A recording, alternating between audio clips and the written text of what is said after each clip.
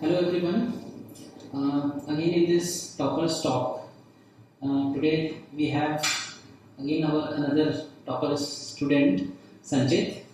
Uh, I'll be asking some questions to Sanjit about the preparation, about strategies or time management or motivation tips, etc. But सबसे पहले I want you to introduce yourself with your JEE Main, JEE Advanced ranks and the program in which you were enrolled in Kala Shukla classes. Hello everyone, my name is Sanchit Awasthi and I was enrolled in the SSB batch program of Kalu Shukla classes, and my JEE mains rank was 4042 and JEE advanced rank was it improved a bit, it was like 2122 2122. So And now you have joined IIT Electronics Engineering. Electronics Engineering IIT. I had a little bit of inclination towards circular branches and circular problems, so I thought electronics engineering, electrical engineering would be better for me. Yeah, that's a perfect decision. Yes, sir. Congratulations again. Thank you, sir. First of all जो सबसे पहला question था वो ये कि you started preparing for IIT in class 11th only. Yes, sir. For 2 years. Yes, sir. So इन 2 सालों को कैसे प्लान किया? How did you plan about your studies? और ऐसी कौन सी चीजें थी जो आपको पसंद थी और शायद छोड़नी पड़ी? हाँ sir. Whatever you want to say about those 2 years. Sir planning तो सर सबसे पहले मतलब इट वाज अ वे कि पता नहीं था कि क्या करना है, कुछ इनिशियली किसी को नहीं पता होता कि क्या करना है और सब लोग मिस्टेक्स करते हैं. तो एक्चुअली पापा ने बोला कि चलो कोचिंग में करवा रहे हैं, इनरोल हो जाओ, तो स्टार्टेड स्टडिंग. तो एक चीज़ जो धीरे धीरे रियलाइज़ करी, एंड तक ज़्यादा रियलाइज़ हो गई, और ये भी लगा कि अगर स्टार्टिंग में पहले पता होता तो शायद और बेटर हो जाता, कि टीचर्स की बात माननी है. टीचर्स की बात सबसे ज़्यादा माननी है. मतलब टीचर्स जो कह रहे हैं उसमें, मतलब ये बहुत बड़ा फैक्ट है, कभी बोलते नहीं है, बट कि टीचर्स में कभी कभी शक भी होता था. मतलब ऐसा लगता था कि शायद कहीं ऐसा तो नहीं कि हमको कम पढ़ाया जा रहा है, या क्वेश्चंस कम हो रहे हैं, या कम अच्छे हो रहे हैं. क्योंकि कभी कभी अगर मार्क्स ज़्यादा आ रहे हैं तो लगता था कि यार ऐसा तो नहीं पेपर आसान था इस वजह से मार्क्स ज़्यादा आ गए, पेपर मार्क्स कम आ रहे तो पेपर बहुत ज़्यादा कठिन बना दिया. तो ऐसा फील होता है. लेकिन फिर बाद में ऐसा लगा कि नहीं यार, अगर पहले से बहुत ज़्यादा अंधा ट्रस्ट किया होता टीचर्स पर तो बहुत अच्छी कंडीशन होती है हमारी. और टीचर्स को फॉलो करना, टीचर्स जो बोले एज इट इज़ करना है. मतलब पहले हमको लगता था कि ज़्यादा बुक्स लगाओगे तो ज़्यादा अच्छा क्लैरिटी होगी, ज़्यादा मार्क्स आएंगे. बिल्कुल बेकार बात है. मतलब जितना दिया जा रहा उसको अगर बहुत ढंग से लगाया जाए तो बहुत अच्छे से प्रिपरेशन होती है. बोलते हैं स्टूडेंट्स को हम लोग यही है हर साल. हाँ सर. लेकिन सर वही बात है कि बोला जाएगा मानते नहीं. ये है कि थोड़ा रियलाइज होता क्या है ना कि कोई भी कॉन्सेप्ट है उसको समझने के लिए हमें जो नंबर ऑफ क्वेश्चंस चाहिए वो सफिशिएंट क्वेश्चंस मटेरियल में होते हैं. हाँ एग्जैक्टली. कोई और स्टूडेंट है, दोस्त है, वो कहीं पढ़ रहा है, उसने ये बुक लगाई है, हमें लगता है कि वो ऐसा नहीं, वो बुक करके वो हमसे आगे निकल जाए. Exactly sir. सबसे खराब चीज़ होती है कंपटीशन. मतलब अपने आप को खुद से किसी और से कंपेयर करना कि वो ये चीज़ कर रहा है, हम ये कर लेंगे. अरे मतलब जो तुमको समझ में आ रहा है तो उतना करो, जो टीचर तुमसे बोल रहे हैं उतना करो बस. That's called faith. मतलब फेथ रखो टीचर में, अपने आप सब सही होता जाएगा. जो वो बोल रहे हैं उतना करना है. और कितना टाइम आप सेल्फ स्टडी करते थे? Because you were enrolled in SSB SSB program. Sir SSB program मतलब मुझे एक बहुत अच्छी चीज़ लगी कि एसएसबी प्रोग्राम में टाइम का फ़ायदा होता है. टाइम बहुत मिलता है, अच्छे से मिलता है. मतलब जब हम लोग सुबह आते थे तो मतलब मेरा ऐसा था कि मुझे घर में पढ़ने में प्रॉब्लम होती थी. बट फिर मैंने नोटिस किया कि नहीं, ऐसा कर सकते हैं कि सुबह लाइब्रेरी फैसिलिटीज़ भी हैं, तो सुबह जल्दी जाएंगे, रात को देर तक रुकेंगे. क्योंकि घर में मतलब मुझे ऐसा लगता था कि मेरे आसपास अगर ऐसे लोग होंगे जो खुद पढ़ रहे होंगे या क्लासेस चल रही हैं तो मुझे देख के पढ़ने का मन होगा.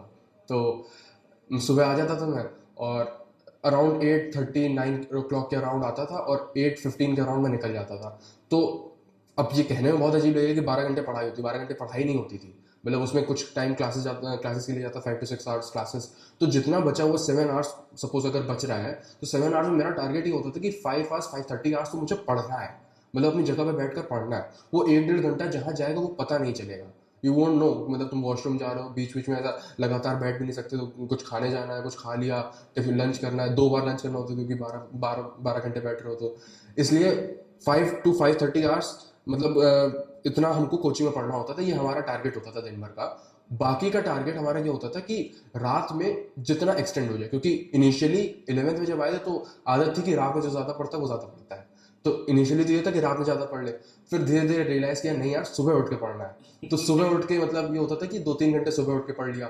तो वही लगभग 8-8:30 आवर्स कंसिस्टेंट स्टडी. हाँ इतना consistency. Sir I would say consistency is the key to success. मतलब जो चीज़ करी है वो कंसिस्टेंटली करते जाओ। अगर बीच में ब्रेक लोगे या छोड़ दोगे, कोई चीज़ स्टार्ट करी उसको छोड़ दिया बीच में, तो कुछ नहीं हो पाएगा, फिर वो बहुत गड़बड़ होती चीज़।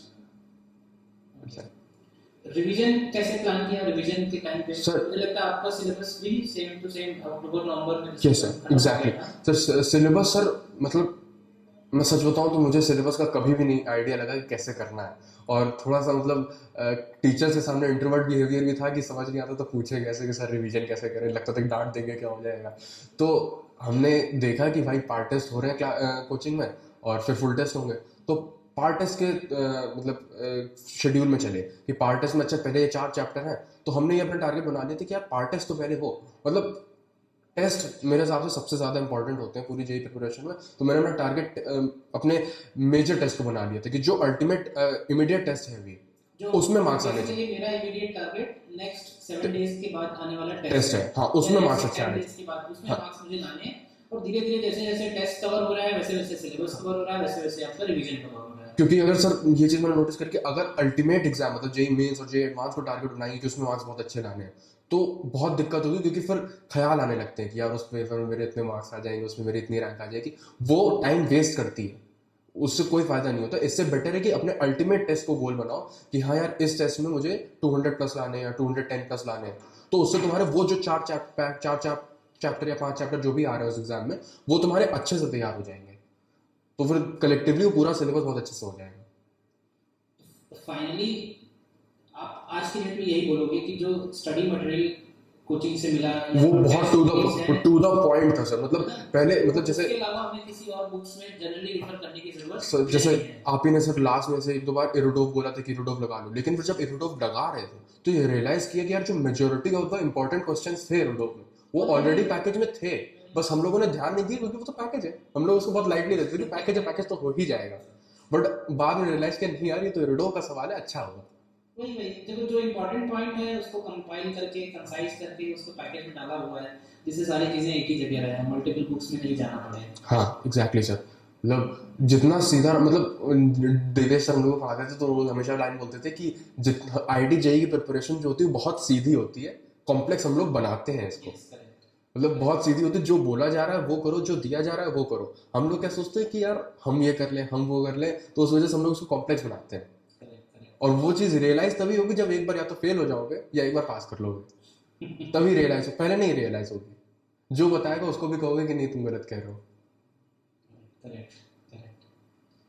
अच्छा स्कूल के एग्जाम्स, बिकॉज आप एसएसडी बैच में थे तो मुझे नहीं लगता फिर स्कूल और कोचिंग में सिंक्रोनाइजेशन में कोई प्रॉब्लम रहा होगा। कोई प्रॉब्लम नहीं क्योंकि स्कूल के यूनिट टेस्ट का जो सिलेबस रहता था वो हमारे ये चीज़ सर साथ सिंक्रोनाइज चलता था। हाँ। तो उसमें कोई प्रॉब्लम नहीं हुई मुझे लगता है। मतलब आपके बैच में तो कोई प्रॉब्लम नहीं सर। मतलब मेरे जो मतलब आगे मतलब मेरे घर में जितने छोटे भाई बहन हैं मैं उनको हमेशा ये चीज़ सजेस्ट करूंगा कि हमेशा सिंक्रोनाइज बैच लो, क्योंकि सर उसमें जैसे स्कूल क्या है ना, मतलब ऐसा दिखता नहीं है कि प्रॉब्लम्स क्रिएट करता है, बट वो प्रॉब्लम्स क्रिएट करता है एक्चुअली। अब जैसे सपोज बहुत जो मेजर प्रॉब्लम लगती है प्रैक्टिकल्स का बहुत ज़्यादा बर्डन बच्चों को देते हैं वो लोग इनिशियली, लेकिन सिंक्रोनाइज बैच में क्या होता है ना वो ज़्यादा बर्डन नहीं देते हैं। और क्योंकि सिंक्रोनाइज बैच में सबका सिंक्रोनाइज होता है आसपास, तो आप लोग साथ में बैठ के काम जल्दी कर लेते हो फिर स्कूल वाला। और फिर 2-3 चीज़ें और ऐसे पॉइंट्स होते हैं, जैसे अब स्कूल में सपोज कोई फेस्ट हो रहा है तो बाकी बच्चे पार्टिसिपेट करेंगे, आपका भी मन होगा उसमें पार्टिसिपेट करो, आप अगर नहीं भी चाहते हो तो मन होगा तो आप पार्टिसिपेट करोगे, उसमें टाइम जाएगा।